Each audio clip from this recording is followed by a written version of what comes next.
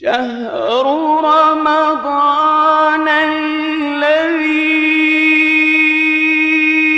أنزل فيه القرآن هدى للناس وبينات من الهدى والفرقان.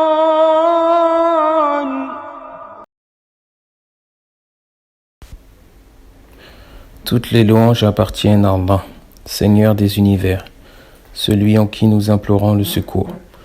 Nous saluons et nous prions sur le prophète, le noble messager, ainsi que sur sa famille et ses nobles compagnons. Que la paix et la bénédiction d'Allah soient sur vous. Nous continuons l'étude de notre hadith concernant les conditions du jeûne.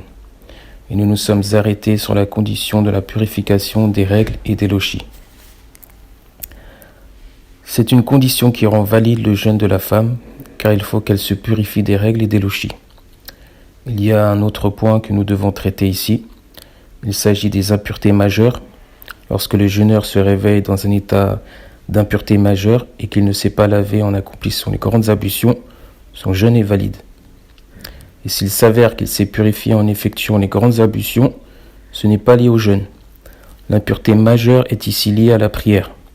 Pour que sa prière soit valide, il faut qu'il se purifie en effectuant les grandes ablutions. Quant à la purification pour le jeûne, ce n'est pas une condition. Ce n'est pas une condition. Par exemple, si un homme tombe dans un état d'impureté majeure avant le fajr et qu'il ne s'est pas purifié jusqu'à ce que le soleil se lève, idem, son jeûne est valide. Ce n'est pas lié au jeûne, mais combien même il sait que l'impureté a eu lieu avant le fajr et qu'il s'est levé après le fajr ou après le lever du soleil, dans cet état, son jeûne reste bon, comme nous l'avons dit. Car l'impureté majeure n'a pas de lien avec le jeûne. Son jeûne reste valide et s'il se purifie, c'est bon, c'est pour accomplir la prière seulement. Afin que sa prière soit valable et il n'y a pas de lien dans la validité du jeûne. Nous évoquons aussi au noble frère celui qui n'a pas l'obligation de jeûner, tel que le voyageur lorsqu'il voyage. Le jeûne est donc obligatoire pour le résident. Il n'est pas obligatoire pour le voyageur de jeûner lorsque Ramadan arrive durant son voyage. Ce n'est pas obligatoire, mais il doit rattraper après le voyage. Et nous disons qu'il est préférable qu'il jeûne durant le voyage s'il n'y a pas de difficulté pour lui. Comme preuve la parole d'Allah, et que vous jeûniez soit meilleur pour vous. Surat al-Baqarah. Et comme condition du jeûne, il y a aussi la santé. Il faut que le jeûneur soit sain, ne soit pas malade, c'est une condition obligatoire pour le jeûne. Le jeûne du Ramadan n'est pas obligatoire pour le malade, mais il incombe au malade de rattraper ses jours après comme l'a dit Allah, et quiconque parmi vous est malade ou en voyage devra jeûner un nombre égal d'autres jours. Et s'il a fait un effort en jeûnant, son jeûne est valide, et s'il n'a pas jeûné, il rattrape ce qu'il a manqué comme jour de jeûne, lorsqu'il est en bonne santé. Dans ce cas-là, il y a une explication détaillée, c'est-à-dire que cette affaire concerne le jeûneur, car l'être humain dans son fort intérieur est capable de savoir s'il peut tenir le coup en jeûnant, et pour cela, il va s'informer auprès du médecin. Un homme peut montrer qu'il est capable de jeûner, mais le docteur pourrait lui dire qu'il faut éviter qu'il jeûne. Dans ce cas, il n'est pas permis de contredire le médecin, qu'il s'agisse d'un médecin musulman ou non musulman, mais digne de confiance et honnête. Il n'est pas permis que tu jeûnes, car si tu jeûnes, cela peut provoquer la maladie ou l'intensifier, ou te causer des douleurs.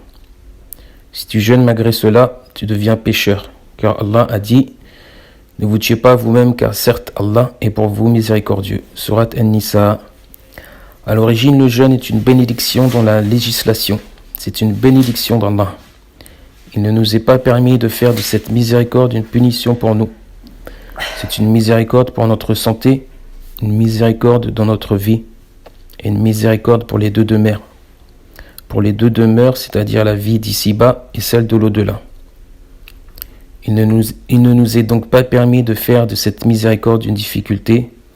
Lorsque le médecin te dit « le jeûne t'est interdit », il faut que tu prennes en compte sa recommandation. Lorsque cela a été conclu par le médecin, cela l'a aussi été par le jugement d'Allah. Et parmi les conditions du jeûne, il y a l'intention qui est une condition de sa validité. On atteste un hadith rapporté par Omar, qu'Allah l'agrée. Le prophète, paix et bénédiction d'Allah sur lui, a dit « Les actes ne valent que par leurs intentions ». Il convient que ton intention précède la prière du Fajr, que ce soit pour un jeûne surérogatoire ou obligatoire, comme a dit le prophète, paix et bénédiction d'Allah sur lui. Celui qui n'a pas noué l'intention de jeûner avant l'aube n'a pas jeûné. Et une seule intention suffit pour un jeûne qui se poursuit, comme celui de Ramadan. En effet, une seule intention suffit, Allah a dit « Et quiconque parmi vous est présent dans ce mois, qu'il jeûne ». Une seule intention te suffit pour tout ce mois. L'intention qui s'est manifestée durant la nuit du doute, c'est-à-dire la nuit qui annonçait que demain Ramadan arrivait, eh bien cette intention-là suffit pour tout le mois de Ramadan. Et d'autres ont dit qu'il était recommandé de renouveler, c'est-à-dire de renouveler l'intention chaque nuit. Qu'Allah m'accorde sa miséricorde ainsi qu'à vous, et que je fasse partie de ceux qui ont écouté sa parole et suivi de la meilleure des façons.